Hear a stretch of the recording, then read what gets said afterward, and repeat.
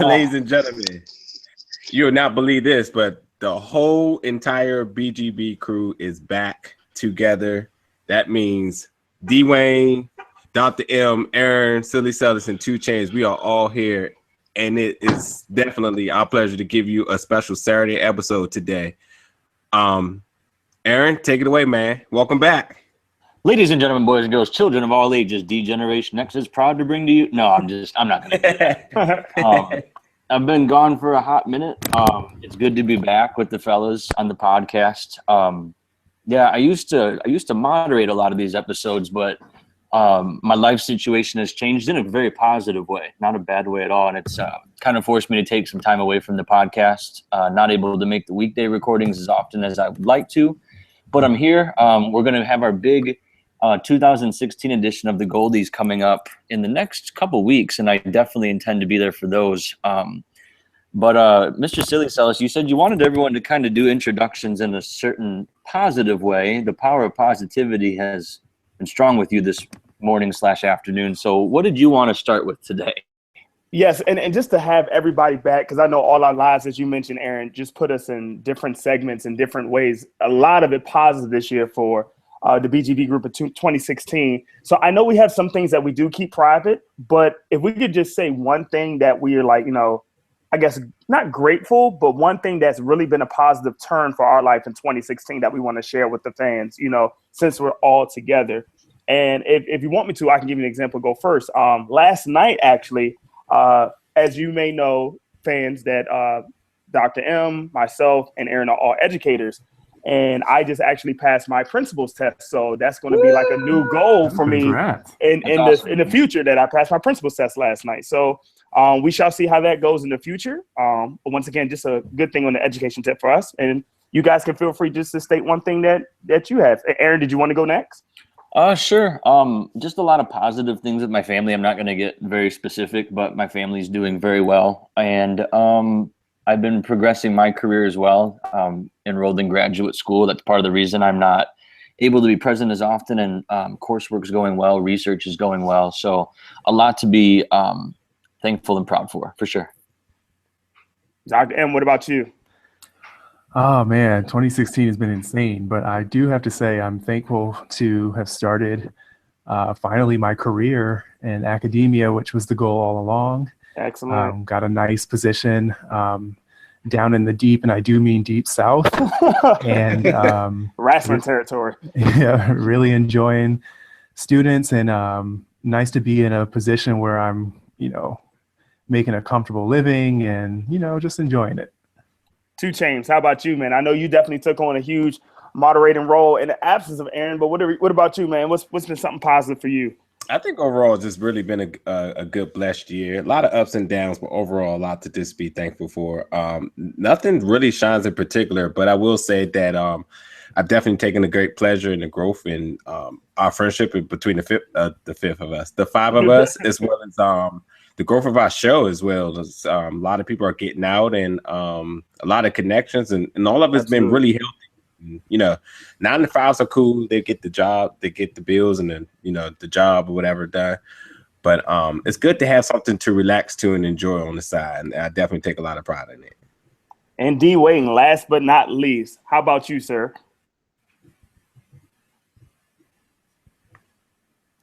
Well, nothing really stands out. I had a great year so far. What can I say about it? Oh yeah, there's one positive. Today is my son's 4th birthday. That's what I was waiting for. That's why I wanted to save you for last. Happy birthday, Landon. You have grown tremendously over the years to the point where it's just so optimistic about his future. So I'm in a great spot. Excellent. That's awesome. 2 Chainz, one thing you probably should have mentioned is, the amount of independent wrestling shows you've attended exactly is truly astounding. And I know you guys are all going to the Rumble. Yeah. I guess next month already, because it's already December. Yeah. And you're doing TakeOver that weekend also, correct, 2 Chainz? I am. I'm also doing the Tribute to the Troops show as well here in DC. So is that right before the holidays? No, it is December 13th, if I'm not mistaken. Oh, so that's right around the corner then. That's awesome. Yep. Is that part of like a SmackDown taping, or is that a completely separate deal? If I'm not mistaken, because the tickets does say 6 o'clock, that it will be part of SmackDown as well as 205 Live.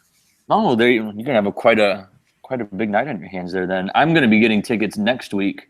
We have the SmackDown crew coming through for a house show in February, and I will be attending that as part of my 30th birthday celebration. There it is.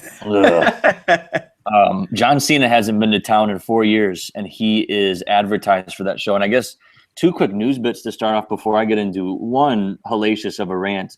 John Cena hosting Saturday Night Live. December 10th. He got a lot to live up to. That's for sure. But he'll do it. He'll definitely do it.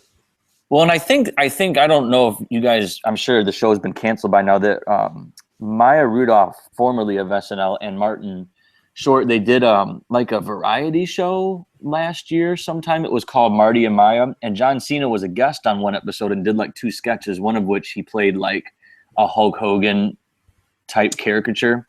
And he came off really well. And between that and the stuff, he was in a movie with Tina Fey and a movie with Amy Schumer. So I think this is a pretty logical next step. And we saw what SNL did for The Rock however many years ago. Mm-hmm. I think that he's going to become even more of a superstar kind of cross platforms here after next Saturday.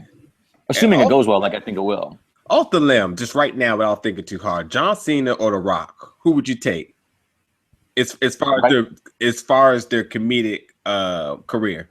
Well, that's kind of hard because John Cena is way in the early stages than The Rock is at this time. But if you think about even the small, but I mean, if I have to take one, I definitely go Rock all day. Well, no, he said comedic though. I think Rock's obviously the biggest action star on the planet right now. But I think John Cena's lane might be different. We saw the Marine didn't pan out well. Yeah, but the comedy stuff he's done has been great. And I agree too. I think John Cena certainly has a career in a comedic cinematic world. I think, like you say, he has a different lane, and I thought how he meshed with Amy Schumer was flawless. So, and he was also in that movie Bad Moms as well, and that was absolutely funny. And like, I really can't look back at The Rock in any comedic movies and think like it was really good. Action, yes, he got that coming across. No, yeah, as you remind him of that one, okay? And don't forget, John Cena also had a cameo in Mark Wahlberg's and Will Ferrell's movie. What was his name? Stepdad, or what movie was that? Daddy's Home. Daddy's Home. And I think the other movie you meant to say was he was in Sisters with Tina Fey and Amy Poehler. Sorry, yes, you're right. Bad Moms is great too, though. I saw that as well. You're right. Yeah. The other big news it rolled across Twitter. I'm sure it's on the dirt sheets now, but when I was up early this morning, Nakamura won the NXT title back in Osaka, Japan. And I'm assuming it was taped, but it was a live event in Osaka, Japan this morning, our time. Correct. So he's the second 2-time NXT champion. And I saw that, I guess, like, I read some of the NXT spoilers, and I don't mean to spoil too much. So fast forward a couple, like maybe 2 minutes, fans, if you really don't want to know. But I saw that Bobby Roode is like the next #1 contender, and it would make more sense for him to face Nakamura in San Antonio than Joe, which begs the question: is Joe getting called up finally? Like I wanted him to be for so long. I think Joe will be in the Rumble. Yep. Okay. Well, I don't know why I didn't even think of that. That's a great idea. Yeah. And I don't think maybe Joe eliminates Brock. Brock eliminates Goldberg. Joe eliminates Brock. Oh, that's too much. That's too much of a rub. Ooh, that's too much of a rub. I think Goldberg should eliminate Dean Ambrose. Because Dean's gonna. I'm assuming you guys predicted the same. I don't think Dean's coming out of this weekend with the title. I'd like to see a double turn where he takes out James Ellsworth for interfering and costing him the match. I mean, but then again, I guess Joe's kind of healed too. Maybe that wouldn't work. But I'd like to see him rub shoulders with someone that's kind of on the upper card to upper mid card.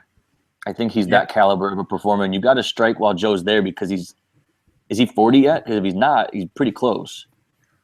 And with that being said, too, I hope Joe does land on SmackDown because that absolutely only makes sense. Yes, I agree. because they're like 1 or 2 injuries away from being really thin, especially with Cena being, in and out. And it sounds like he's not coming back all that soon. He may have booked another movie, so we shall see.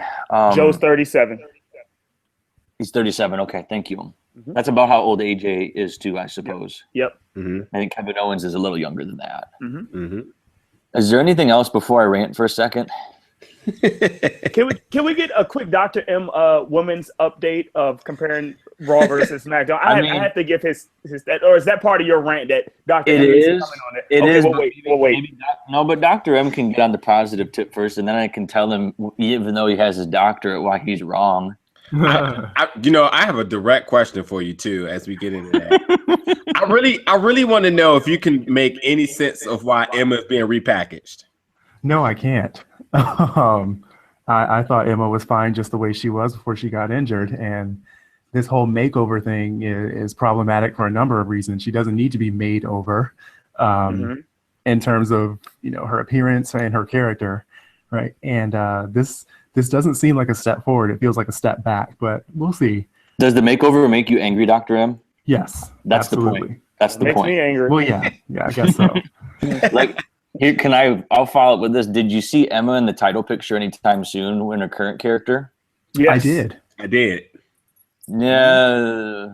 She had that feud with Becky Lynch, and we knew Becky Lynch was going to have the title as soon as it was announced. Yeah, but Emma's part of the Raw roster. Do you see her rubbing shoulders with Sasha Banks right now? I don't think it would have been an immediate feud, but I think somewhere down the road, certainly. Okay. I don't think so. Yeah, I don't think so either. Y'all think Emma was going to go to Raw initially? No, Emma is on Raw. Yeah, no, I mean initially before her injury. Because when you think about the draft, most of the creative feuds before the draft ended up actually the feuds actually partake in the draft and went to that respective show. But don't forget, Big Boobs was supposed to be paired with her though in the first place before she got paired with Charlotte. Who? Big Boobs. You know who Big Boobs Dana is. Brooke. Yes, there you go. I mean, obviously she didn't have a home to go to, so they just pushed her anywhere, But well, yeah. I just thought they was going to continue that feud. Thus was going to end up making both of them being drafted to SmackDown. But again, I don't see the reason why she's going to Raw either. That doesn't make sense. But poor Emma, she's getting repackaged and now she's going to get buried because Raw forgets that there's other women on the roster. Here's my bold statement: Emma will be the Eve of Raw. Eve will have that that persona on SmackDown, and Emma or Emmalina will be that on Raw. That's so sad. Very sad. She actually did a movie. I bet it's terrible. That's pretty sad. I bet she should return tomorrow. I bet it's terrible. Yeah, I'm sure it's terrible. As long as the entrance is grand. Start your engines, Aaron. Okay. Let's have it. I'm just gonna put some stuff on blast right now because obviously we're one of many podcasts or columnists or websites or video reviewers on YouTube or whatever that are going to do these year-end rewards, including hopefully the Slammies happen again. I haven't heard anything about them, but I always enjoyed the Slammies. But yeah, a lot of people are going to sit there and they're going to say that Sasha Banks versus Charlotte was feud of the year or story of the year or whatever. And I want to tell everyone right now that you are either a millennial fan of wrestling or you're ignorant if you think that that's the case. Oh, I will say that the match quality overall has been tremendous. No one can deny that. I think the match that they had on Raw this week was probably the best one. Do you guys agree with that? Agree. I don't think so. Which one was your favorite?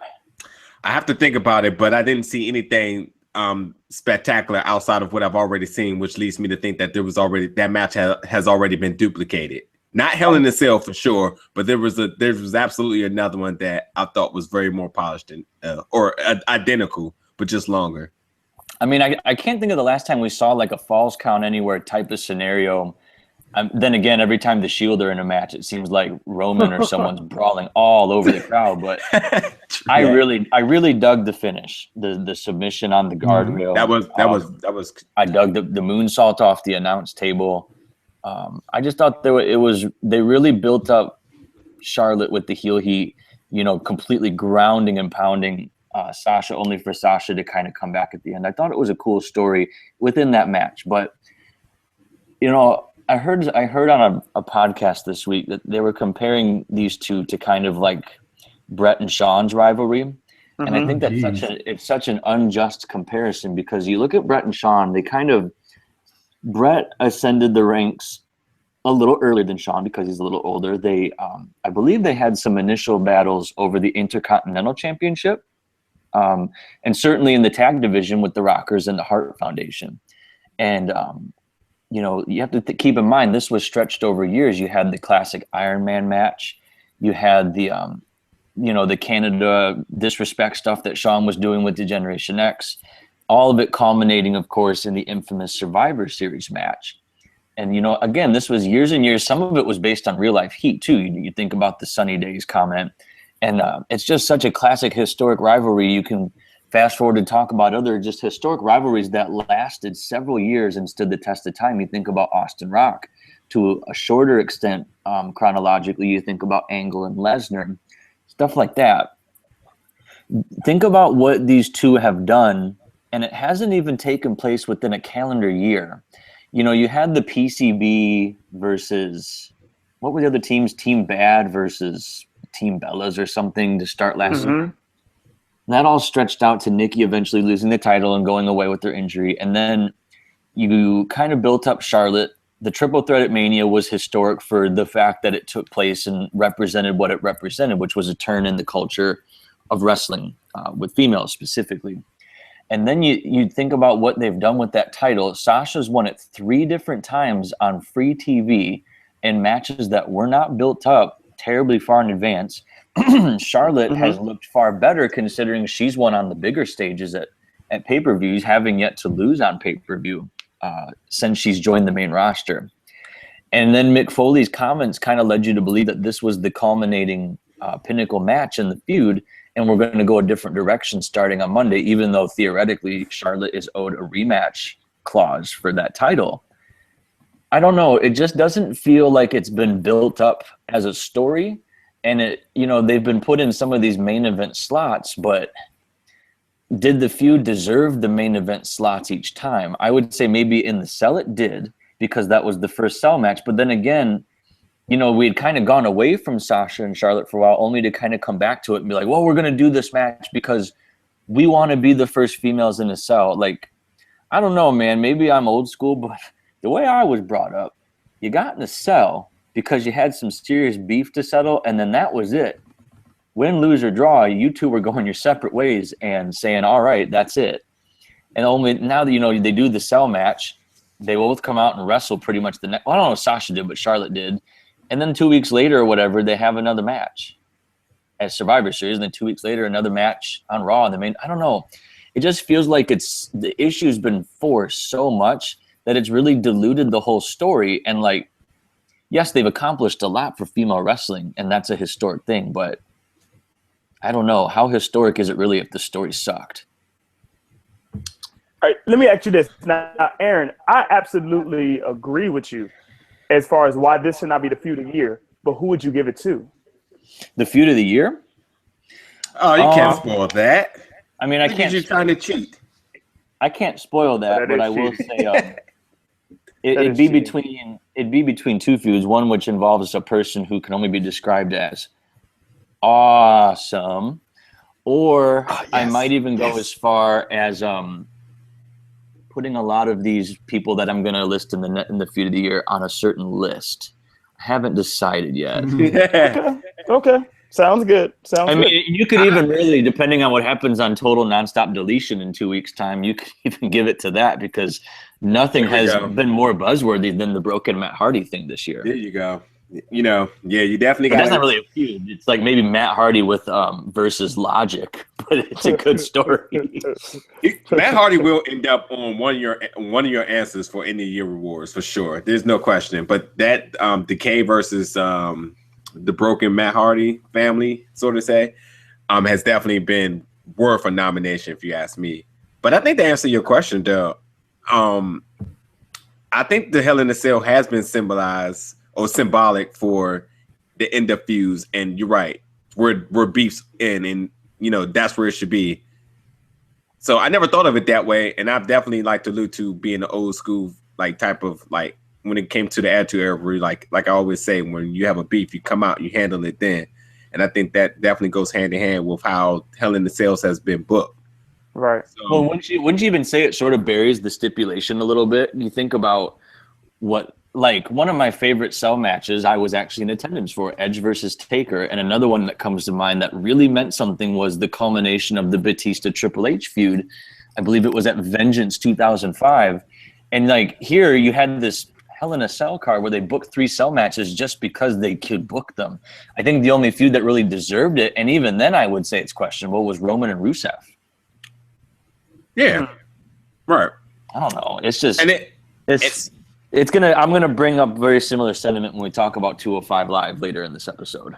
it definitely makes that feud very oversaturated for sure. And now we really don't even have a sort of say of a destination of when this feud is going to end, because I think how Silly Sellers has been booking it too. We expect this title to switch hands a couple of more times, and with how this feud is being booked as well, it just doesn't even make sense for Bayley to be involved, because Not at all. Yeah. her character does not fit this mold by any means. Yeah.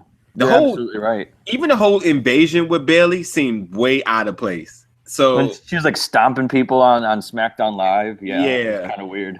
And it just makes you work again. It makes you, and I'm sure the doctor's going to have some words with this as well. But it just makes you wonder, like, do they really know what to do with the women talent that they have? I mean, granted, they only use 3 of them, sort of say. And then when you do try to bring up, your next, your next big feud, you're mishandling it, and I don't know. And you could say SmackDown's doing the exact opposite, because I really enjoyed Alexa Bliss, Becky Lynch, and I'm assuming that's going to culminate here on Sunday. Carmella and Nikki to a lesser extent, but Yeah. I mean, if they can build up a heel Nikki Bella versus babyface Becky Lynch at WrestleMania 33, I think that's going to be a huge success. Yep. Well deserved too, because she didn't deserve what happened to her as far as not being in the Survivor Series match. And Yeah. people got to remember she was the longest reigning diva, and put some spec on her name. Yep.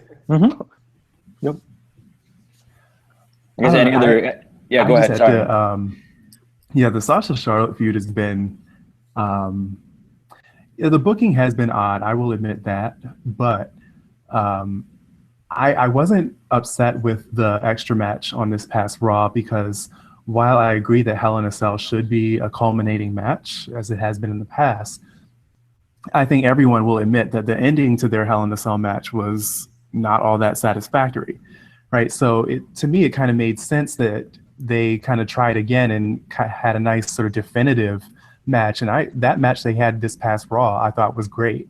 That's a good point, Dr. M, that they did need to kind of make up for that. And I suppose if you look at it that way, that it is a success in that way. That's a good point. Yeah, and I mean, I actually agree. I don't know if it was you who said it, Aaron, but I think it was the best match that they had in this rivalry, because I think it was the most physical. It seemed the most smooth flowing of all the matches they've had, and they've had good matches. And overall, part of me kind of appreciates that the WWE isn't going the traditional route with this feud. Because we are essentially getting that on SmackDown, right? And I'm kind of borrowing from JR, Jim Ross's blog. I forgot how many days he posted this, but he was responding to people who are upset about kind of the hot potato with the women's title. And JR pointed out that, well, at the end of the day, is this not making you appreciate women's wrestling, which certainly was not the case about a year and a half, 2 years ago, right?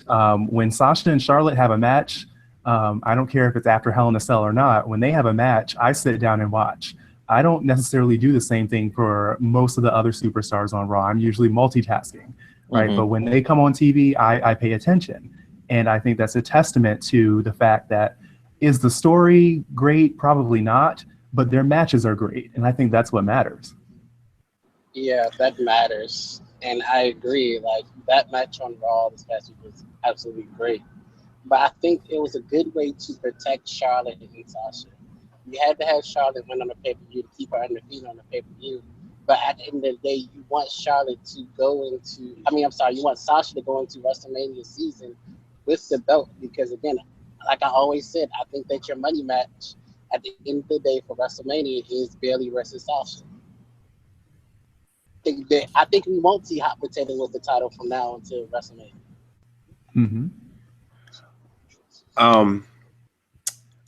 I gotta really say that from a rant perspective, that I honestly, genuinely feel in my heart that Sasha is just sort of say a B-list wrestler. I feel like she's only as good as these matches is because of how good Charlotte is. Sasha is so sloppy. She's very detrimental to her own self, especially I wish she would just stop the dive to the outside of the ring, the suicide dive.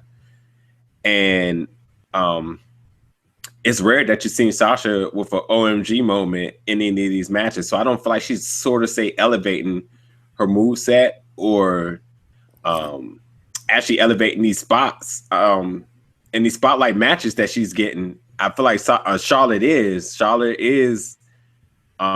what the UFC uses Ronda Rousey to be, because she does all the big tours and interviews, and she's just really great. As much as she's a heel, she is very still likable.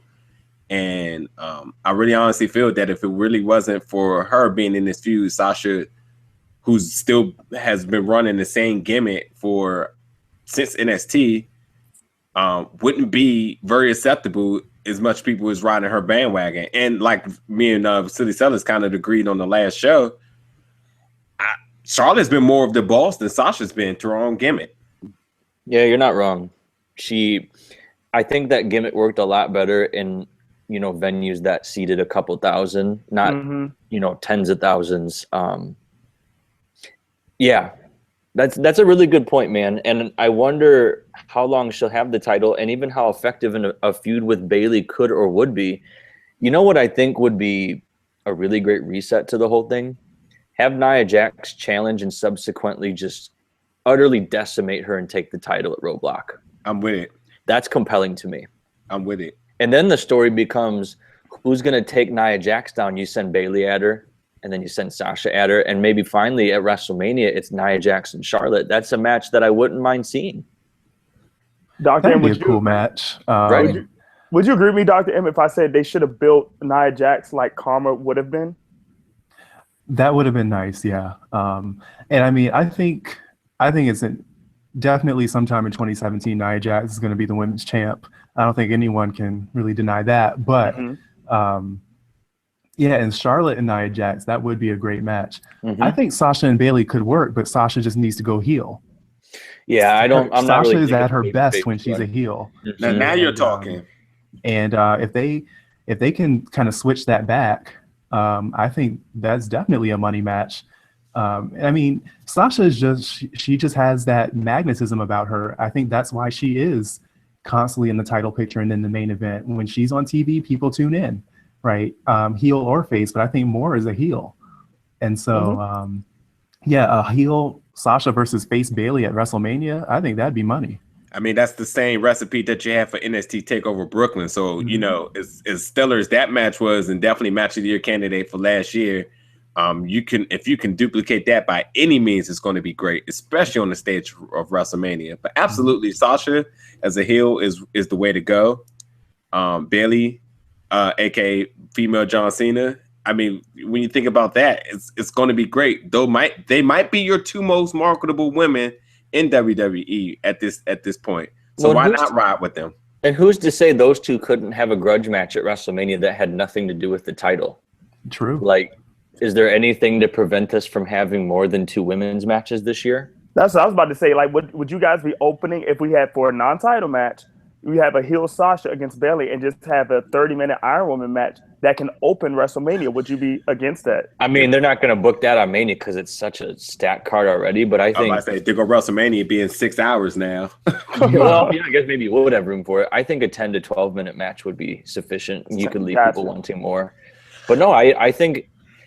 And I can't think if there's ever been a Mania where the women have been the curtain jerkers on the main show. That could be kind of a cool thing too, Unless Kalisto and the Usos aren't involved, they will forever be the pre-show kings. You're missing one person. Who? Baron Corbin. Yeah, Baron Corbin. Well, to be fair, I don't think they're gonna stop cashing them checks. So Oh, exactly. it's all good. With that being said, real quick, Aaron, how many matches do you think we get from the women's this year? At Mania? Yeah. Am I counting pre-show? Yeah. Okay, so I think because of Total Divas, you have to feature people who may, likely wouldn't otherwise be on the card in a multi-woman sort of tag situation like the one last year, which I found to be very enjoyable. It was enjoyable. But I think you do some sort of a Total Divas multi-diva tag match. I do think Charlotte and Nia Jax is the way to go on Raw. I think Becky versus Nikki on SmackDown for that title. I mean, you count the tag, you count the 2 titles, and you maybe do a singles on each side as well. You could get 5, and I'm not saying all of them are going to be on the main card, but I don't know. I'd much rather see, to a certain extent, Bayley versus Sasha, and maybe like Carmella and Alexa Bliss versus 2 babyface people on SmackDown than I would like a 10-woman match. I don't know. Think about how many you go back and watch WrestleManias of past. How many of those like Can-Am Connection 10-man tags do you fast forward through because you just don't care? But I'd stop and watch a singles that lasted, 8 to 10 minutes. That's fine with me. But realistically, I think 3. Yeah, I was thinking the same thing. No more than 3. Yeah, realistically, it'll probably be 3 because you got to think it's going to be a pretty stacked show. I can only assume we're going to get Taker and Cena finally at WrestleMania. Mm-hmm. You have Brock and Lesnar, so that's like a minute and a half right there. I'm joking. If it was me, though, to be honest with you, I think John Cena should wrestle AJ Styles for the world title in the main event. If we're going to really go there and talk about WrestleMania right now, the way that ended at SummerSlam, you could easily come back to that, and that's how they should have been booking stuff like Sasha versus Charlotte in the first place. Right. Come back to this. It's this amazing rivalry that we keep revisiting, and like Cena has something to prove because AJ beat him clean at SummerSlam. Well, he didn't beat him clean the first time, but he beat him clean at SummerSlam. Yeah. I agree. I think it's better than some derivative match with The Undertaker that's like, we're going to do this match because these 2 guys are really big, and we're going to do this match because we can, not because it's necessarily The compelling best thing to do. story. Right. but let's be honest though, that's how wasn't necessarily the most compelling thing, but they really booked themselves out of that corner with all the DXNWO stuff. Losing was stupid. I was going to say, but let's be honest though, literally that's how main event bookings for the big 4 has been. It's been who's just the most like, because we can do this type of matches, let's do it. Which is why you're going to see Kurt Angle return to WWE sometime in the next 18 months, and you're going to see him get beat by Brock Lesnar at some point because we haven't seen that match in 12 years. Let's dust it off and see what it looks like now. Right, exactly. Hopefully Kurt Angle doesn't die. Oh man. Like, and then you think, because you got to think Kurt Angle is the next guy that's going to be like the 2K17 guy. That's not even so far-fetched. That's what's so but then after that, I was thinking about this. This is so off the topic of what we plan to talk about, but who, if you put Kurt on there for WWE 2K18, who's next? Like, who is there another big name out there that people are clamoring for? Kurt seems to be the only one I can think of besides Goldberg. I think you just look around at other promotions to see, depending on financials, financial issues coming up on with TNA or maybe free agents in ROH. You look at people who don't have a home, sort of saying they're looking for a way to introduce them. So, but I'm talking more in terms of that legend that we haven't seen in a while that people are clamoring for. Like, no, I for sure think we're going to see the Young Bucks in WWE next year because their contract's up in about 3 weeks, and they'd be stupid not to sign a 1-year deal in WWE. I was thinking somebody like who just came? I mean, like, it wouldn't be far-fetched to see the Hardy Boys make a return. Yeah. But would the Hardy Boys be a big enough name to be the 2K18 cover athlete? Broken Matt Hardy is a huge name right now. He's a huge name to wrestling fans. Is he a huge name to Joe I don't think he's a Schmo huge name. Yeah, is he a big name to sell games? That's what you're saying. I know who is, though. Is he gonna sell? Yeah, is he gonna sell games? But who do you think sell us? I think CM Punk. He was on the cover of 2K11, and basically, if you put it to 2019, that's basically what 6 years by the time that he's been back. Yeah, 6 years but is enough time where he's not going to want to do all that promo work. I would equate his beef to what Warrior had with WWE, and how long did that take to come around? That's true. CM Punk, you might as well multiply that by 2. That's a good question, though. Maybe. I'm definitely going to think about that for a while. That's a good question. I mean, if you're going to put CM Punk on there, you might as well put Mickey Gall on there because he has his number. I fear Mickey Gall. Oh, no. Isn't that crazy how Mickey Gall is relevant out of people's mouths who's only fought like 2 matches ever? You know what I mean? Like, that's crazy. Hilarious, though. I love Mickey Gall. He'd be such a great heel. He's going to be like, you know who's lame? The Undertaker. Triple H, get Conor McGregor in the WWE for 3 months. So good. I love it would change the culture. He'll have to come on after 10 o'clock every night. They'd have to go TVMA for sure. If it's like that show Atlanta I've been watching, they'd probably be allowed like three curse words on the air. Yeah, I mean, like halfway through that, I'm watching on demand. That show is tight. I couldn't get into the first episode and couldn't go back. It took me a little bit too. I would like by episode 3, it started to get really fun. There's this one episode where the rapper Paperboy plays a charity basketball game in Atlanta, and Justin Bieber shows up, but they have like this young cocky black guy play Justin Bieber. He's like dropping like very racially charged language, but like everyone in the episode sees him as white Justin Bieber, which is what kind. I'm sure it's some sort of commentary, but it was really funny. Thanks for giving me something to watch. Atlanta's. It's only 10 episodes too, and I did not realize that the star of the show is what's his name, Glover. Childish Gambino. I didn't realize that. I didn't realize that he was the same as Childish Gambino, and he's shout out to that new CD he just dropped. I know you got it. I haven't listened to it yet. I saw it came out. He's gonna be Lando Calrissian in the Han Solo movie. Yeah, which is kind of cool. We're getting way off topic now. I have to jet in like 5 minutes, but you guys can continue the discussion. I know we still wanted to discuss the premiere of 205 Live. I didn't see it. I didn't see it, and I want to make a commentary about that too. I'm really rant heavy because I haven't recorded it in like 2 months. We're loving it. Can I just ask, so who watched it? Who watched it? I watched it. I did too. I have a really big confession about saying I watched it. I literally watched it and did not even realize I was watching it, and didn't realize that I thought I was missing stuff. I had on mute the whole time. Like it went by so fast. I'm not sure if that's a good or a bad thing, but I wasn't even aware that I watched 3 matches and that was it. I was like, it's an hour like NXT. Yeah, yep, straight hour. So Dwayne, did you not watch it, Dwayne? Dwayne is in the principal. So I personally, here's my thing. I personally just don't care about it. Me neither. I don't either.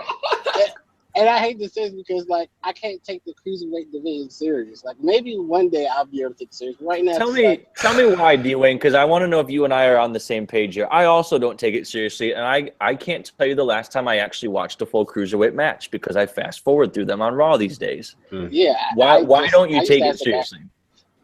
First of all, I hate the purple belt. That's just I hate it. Well, but I agree, but what else?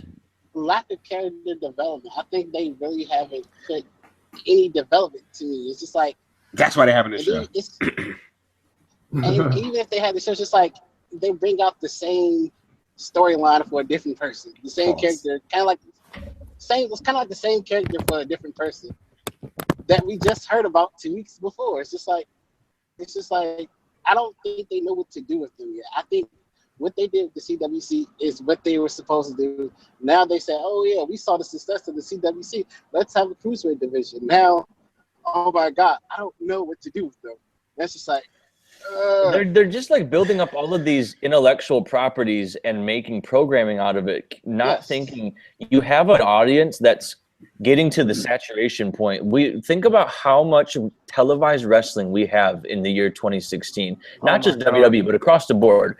It's why I haven't been able to watch ROH in months as much as I adore some of the talent on that show. And I know 2 Chainz, you're going to cover how great of a show Final Battle was last night.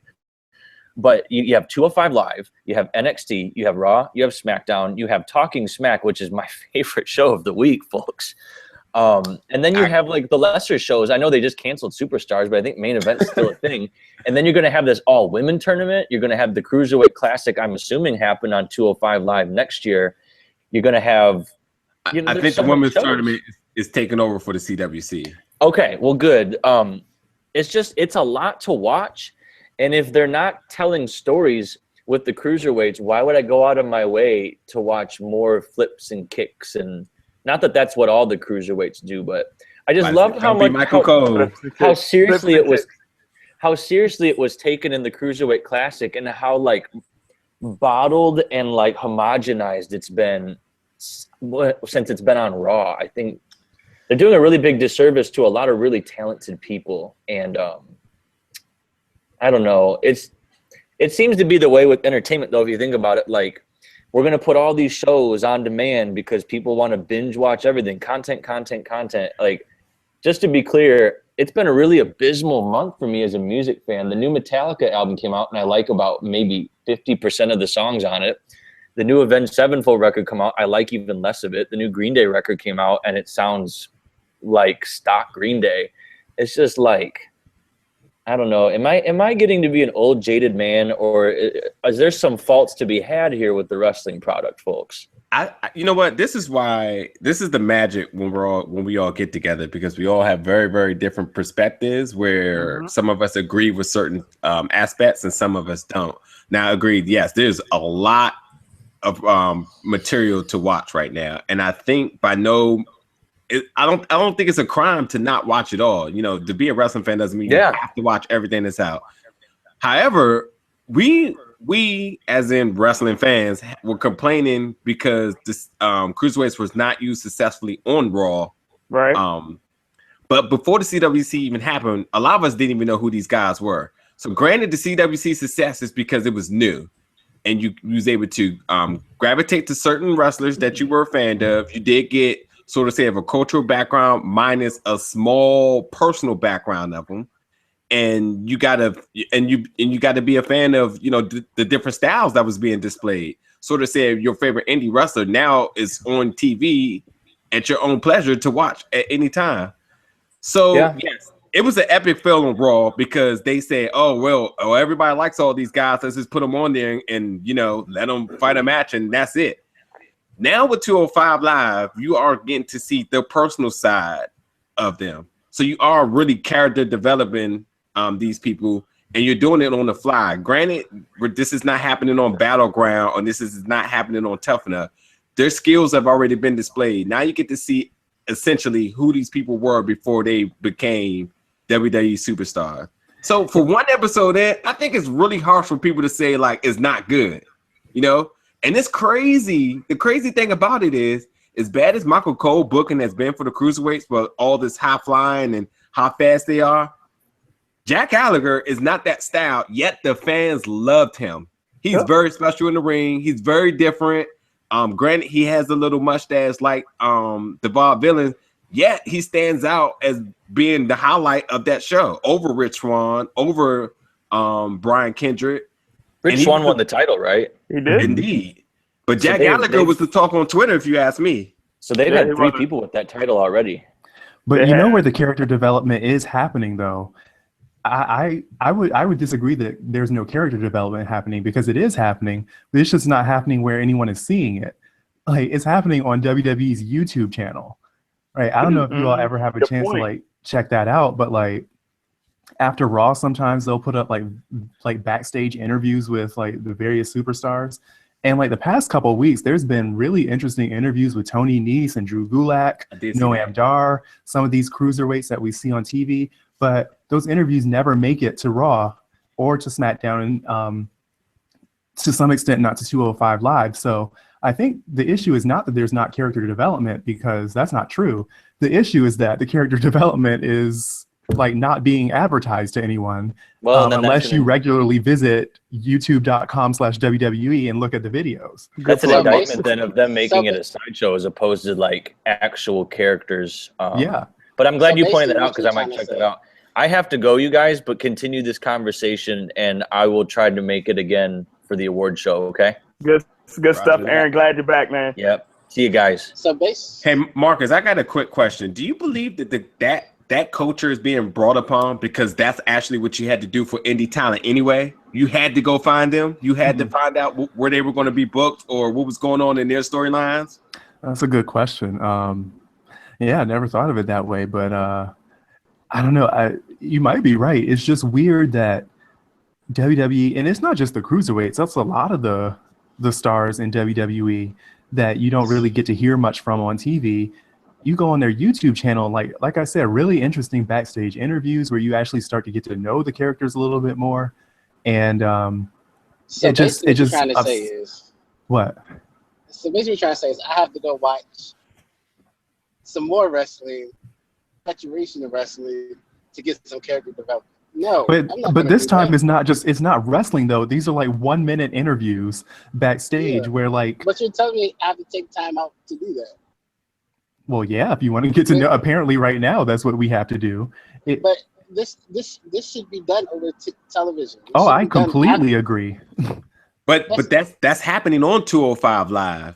You know? Yeah, like I appreciated 205 Live. I do. I actually watched it when it premiered, and I mean the matches were pretty good. And if y'all noticed, they had like some vignettes. They had one with Noam Dar. They had one, I think, with the Bollywood Boys, like where we were actually starting to get to know Bollywood Boys them. was actually the best one. That was actually the best one with the Bollywood Boys. So this is what I'm going to do. For the next month, I'm going to watch every episode 205 Live. Four episodes. Yeah, the next month, four episodes. I'm going to watch it. And then I'm going to give you my analysis. That's fair. I think everybody should do that. But D-Wayne, to go to your point, though, I understand what you're saying, and that's why some of the problem is with those big or larger crowds at those at these cruiserweight classic type of matches.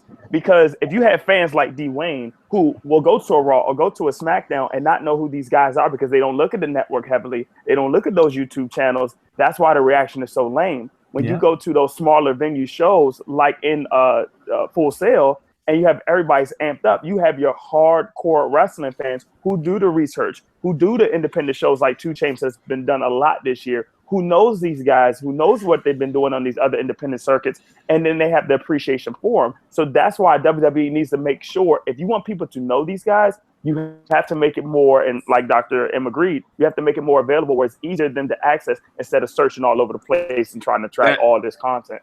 Now, granted, AJ Styles could have been a nobody to people if you were just hiding under the rock for like the last 15 years of your life. And they didn't have to do that for him because he was just a big enough star. And they did all the adequate stuff to promote him correctly. They cannot do that with 15 people. Thus, that means they have to do specials, YouTube, and such for these people. So if you are invested in a Cedric Alexander, then go look for him, you know? Because it's great. I put it this way. A lot of us like Xavier Woods, not because we know a lot about him, not because he gets a lot of matches. Yeah, he gets some mic time to be silly, but a lot of people like him because he's so relatable. Yeah, and yes, and up, down, down is the epitome of saying, "Oh yeah, I like that game too." I'm like, man, he's just as crazy as I am at times. You know, you get that. Here's my issue. It's not the simple fact that it's not the simple fact that you got to do for all 15 people. It's the simple fact that you should take 1 or 2. Have me invest time in that 1 or 2, and once I invest time in that 1 or 2, maybe I'll invest time in everyone else. But I think the issue with that is that people are going to quickly get tired of those 1 and 2s. I think that's what happened with TJ Perkins, and Brian Kendrick. Like people got tired of that feud really quick, and both those guys are super talented. I didn't like TJ Perkins.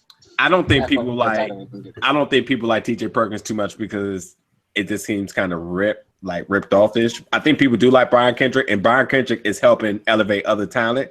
So he's the veteran that's pulling the crew. But like I've been saying for a while, I think TJ Perkins is a better heel. I like him as a face as far as how social he is with everybody online and all that other stuff on that aspect. But I think he puts on a more of a better wrestling show working as a heel. So I think he's going to turn heel next year. No question. I would love to see him paired with Brian Kendrick and just be like straight vigilantes in the cruiserweight division. You need some, because all the heels right now in the cruiserweights right now, that's kind of like, oh well, he's a face, so I'm the opposite. You know what I mean? Not doing heelish things. But 2 Chainz, Tony needs, by the way, needs to be a face.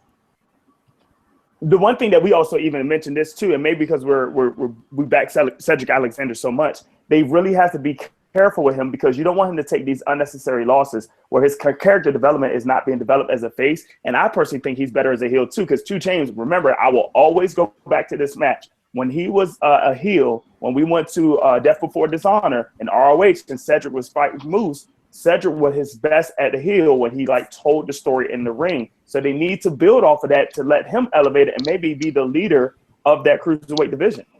I have to say, though, I'm very, very pleased with how they're using Cedric right now, because as soon as they unleash him, it's a wrap for everybody around him. Absolutely. So keep this guy under hush and get everybody else elevated, because at any moment it's over for the cruiserweight division. I said this last podcast. It's his division to lose. To be honest with you, everyone knows that. Yeah.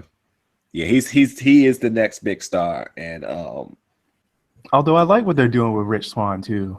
Me too, and I'm glad that he is the second person to be a third person now to carry the title. They should have did this with Kofi on the main roster, in my opinion. Same thing they did with Rich Swann. They should have did with Kofi. I mean, me and Dr. M always talk about that Randy Orton feud that they just blew out the water with it, you know. Mm-hmm. But I digress. I feel like it was something else. What else were we talking about? I feel like something else we just kind of like got on the side of. Oh yeah. I know what I was going to say. So, we talked about the success of the Cruiserweight Classic. For the Women's Classic, so I guess it's what's going to be the WC, whatever it's going to be. There's going to be a lot of success in that as well, just because all they have to do is duplicate the CWC. But remember, we're gonna kind of fall into the same, if you want to say, trick, because it's going to be a lot of women that we seen around or heard about that's going to be displayed to our lecture on the WWE network, but yet we're going to be able to get some background story. Now, granted, somebody like Diana Peraza, who's on NXT time to time, really, really very talented, but not really getting much done, getting much out of her at the current time. So when we get to see her in the tournament, where you get to see her more used, or her skills be able to be more displayed. And another example is Billie Kay as well too, who's also very talented. I think that, you know, with the guys who are easier to gravitate to, with they're setting the landmap right now with the CWC to 205, I think we're going to get a better all product from the women's tournament overall over next year. If you get what I'm saying. I mean, yeah, I think that as well. And but personally, I think that because the women's division is more established, it's going to help them after the women's classic. Yeah, because I think right now, I mean, the women's classic sounds very, very exciting, but I think there are people that's cringing us like, oh man, I hope they don't end up on Raw or SmackDown and just being misused. So I think with the 205 map being laid out right now, that they have a good opportunity to successfully be implemented onto the WWE roster without any like really fallbacks, you know? It should be interesting, because I'm starting to think that WWE is getting to the point where they have too many people employed. Right? Because even with like the brand split, Cruiserweights having their own show and stuff now, there's still some people that we don't see on TV, you know, very much. Yeah. Right. And so I'm just wondering, at what point is the bubble going to burst here? Right. Because you can only have but so many shows. Right. And it'll just be interesting to see. Dr. I absolutely agree. Just to add to that, because if you think of people like Ember Moon like maximize herself. So if you do have a women's classic and you have 32 wrestlers, I think 16 needs to come from NXT and 16 needs to come from other areas. So instead of like different countries they spotlighted, do NXT versus other independents. Well, granted, a lot of those NXT women wrestlers are on these like exclusive like indie, like I guess you could say contracts. So you almost have no choice but to give them that spotlight, you know? Right. Not sort of say like they're full-time NXT wrestlers, but you know, you got to give them a chance to be able to display themselves to an extent. So, right.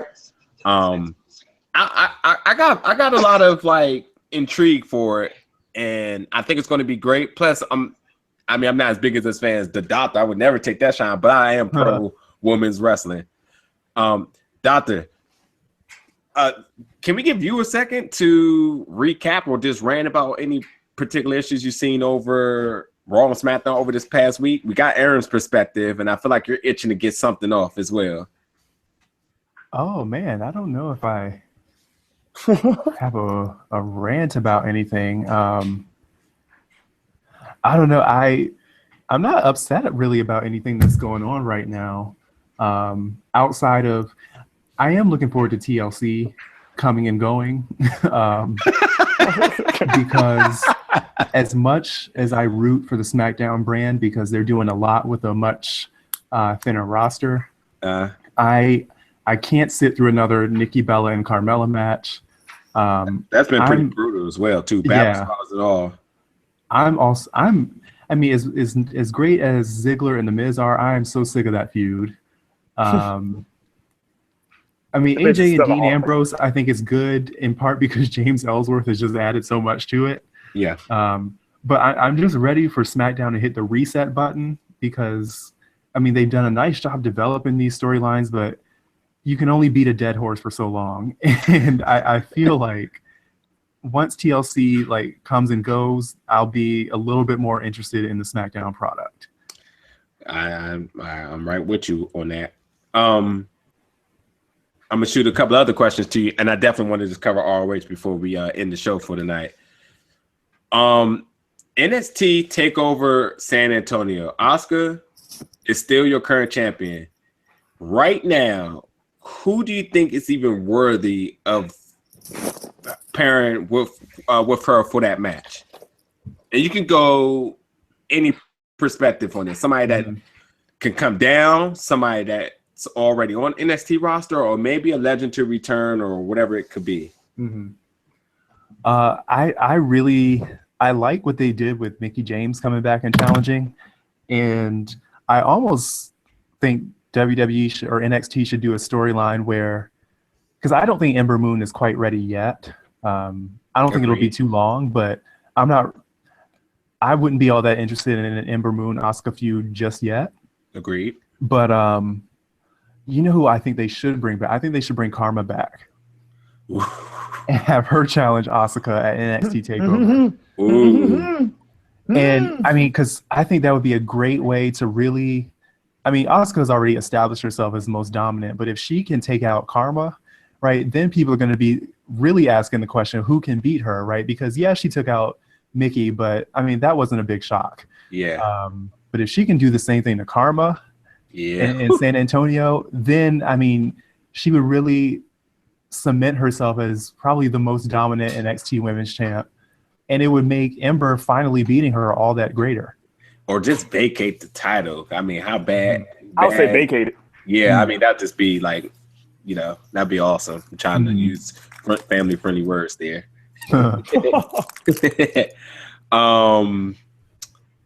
Yeah, I'm excited for NXT TakeOver San Antonio, no matter if you guys have fully decided if you're going to go or not. But again, that arena has really good seats and views for minimum price, only $20. You know, $20 is my favorite price for any type of wrestling show. So it's like an automatic entry for you.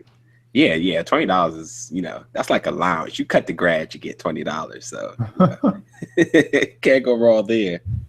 Okay, so I am the only member of the crew, there's 2 Chains, that got to watch ROH Final Battle, and I'm sure that the crew is going to get a chance to at least try to highlight some of the matches from last night. But it was totally dope.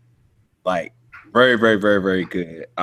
Again, this was their end of the year pay-per-view for Ring of Honor. And no way to do an end of the year show without going out with a bang. And it had every bit of it. First thing I want to spotlight is that throughout the progression of the card, matches got better and better and better, which is one thing I always like to say about Wrestle Kingdom. They do the same type of booking. WWE does not. I feel like they'll put a highlight match. I feel like WWE plays around on what may be taking viewers away. So considering like a show making their debut that night, they may not put a good match around the 9 o'clock era and stuff like that. But nonetheless, I feel like New Japan and ROH, they just slowly increased each match better and better. But not to actually go over each match, but I'll just spotlight a few of them. The first thing I want to say is Jushin Thunder Liger. I cannot believe he's still wrestling. Last night, it really hit me when they said he made his debut in 84? And then Wow. I realized I was born in 87. And I was like, okay. Okay. So he had a great match with Silas Young that again, for his age, I don't know, man. I don't know. Very, very awesome for that. Dalton Castle and the boys versus Colt Cabana. Colt Cabana obviously was the heel in this match. Dalton Castle is extremely strong to be deadlifting Colt Cabana in the manner he did twice. Kevin Kelly was hilarious on mic kept making references to the boys about how Colt Cabana never touched another man's boys, and it was just so funny because it was just like, yeah, that's a very awkward comment, whatever. But Mr. Silly Sellers, your BFF, Cody Rhodes versus Jay Lethal was the match. Maybe, I don't know. I'm not going to say the match of the night, but definitely just the overall segment of the night. Brandy Rhodes entrance. If you can find that, if I can find it, I'll post it. Please. Spectacular. All puns. I may not quote this correctly, but one of the things she said was Rhodes, where we're going, we won't need roads, or something like that. And then she says something like the star who left the others in the dust, or something like that. Right. Yeah, so a lot of puns like that, but very awesome. And she kind of did that at Evolve, didn't she? It was something similar that she did that with. I think I saw that on YouTube, maybe that she did at an Evolve show where he was wrestling. Not the Evolve show I went to. She wasn't there, but maybe at TNA in the debut. Because yes, that's what it was. TNA debut. That's what it was. Okay, yeah, because I didn't quite catch as soon as she came out, but I did see the match, and of course Brandy does her own booking, so you don't get a 2-for-1 package with them. Right. So to have her there was spectacular. But Cody Rhodes was full blown heel. Why doesn't that surprise me? And so awesome. He won by a low blow to Jay Lethal. He won by a low blow to Jay Lethal after he pushed Jay Lethal into the ref, and then he hit the crossroads, and then he went insane. Cheap shot on Jay Lethal after the match, threw a beer at the ref, attacked the commentary team, flipped tables, like completely destructive, and it was awesome. So awesome. Hey, before we go a little bit, I have to go because I'm going to this little disabilities expo with my dad, but I'll be back on next week. All righty. All right. So like I said, full blown heel, very, very, very, very insane. And I know you'll love it. So he says, if you get a chance, you definitely want to watch it. If you find a link or anything, please make sure you let me know. It's not on anything on YouTube now or anything that I've seen while I'm researching while we're on, but definitely. Yeah. Then you had the 6-man tag match for the new ROH 6-man tag team champs, which was the Kingdom versus Kushida, Leo Rush, and Jay White. If you took any second to blink, you was going to miss something on this match. It was spot crazy and insane. And then I was like, man, this match is so good. What's going to be able to top this? So next match was if we take one quick second, Bobby Fish wasn't able to be in this, which was going to be a fatal 4-way because he had to miss the event because of the passing of his mother. So definitely thoughts and prayers to Bobby Fish through his hard times. But it was Marty Scurll, Dragon Lee, and Will Ospreay. Now, okay. Again, another person, if you've been under a rock for like this year, or if you haven't heard about the Will Ospreay versus Ricochet match that sent the wrestling worlds in frenzy, this dude Will Ospreay he's nuts. Like the stuff he was doing was insane, and it just every time I just thought like, what is he gonna do next? It just kept getting better and better and better. So I don't know, man. I have to see him live. That is my goal for 2017 is to see Will Ospreay and Ricochet somewhere together or just in the same city, period. But then after that, you had the Young Bucks versus the Briscoes, which in that case, if you didn't know, that was them boys versus the Super Kick Party. Yep. And if I remember correctly, the counter for the Super Kick Party ended around somewhere in the 20s, and the end was insane. Again, I know it's my favorite word of right now, but that's gonna be the title of this episode. That was insane. Maybe. So one of my favorite video games of all time is Killer Instinct, and if you've never heard of that game, it's on Xbox One. It was before it was on Super Nintendo and N64. And one of the big highlights of the game is the really big combos that you can hit, and then the guy yelling out like ultra combo and all that other good stuff. So I don't know if you ever heard of it or not. Yep. But literally, there was an ultra combo at the end of this due to a combination of a zillion super kicks and again, insane. And then the last match was Kyle O'Reilly versus Adam Cole, which was a no DQ match. And ladies and gentlemen, we had thumbtacks in the building, and they were used. Oh. And there was a power driver, and there was there was just no regard to those thumbtacks being there. There was blood, and yeah. So that's just my quick rundown of the show. I'm going to try to watch it again for sure. It was really, really, really good, and it was definitely a great exclamation point for ROH to end their pay-per-view year. And oh yeah, how could I forget the biggest thing ever? After the Young Bucks and Briscoes match, it got dark.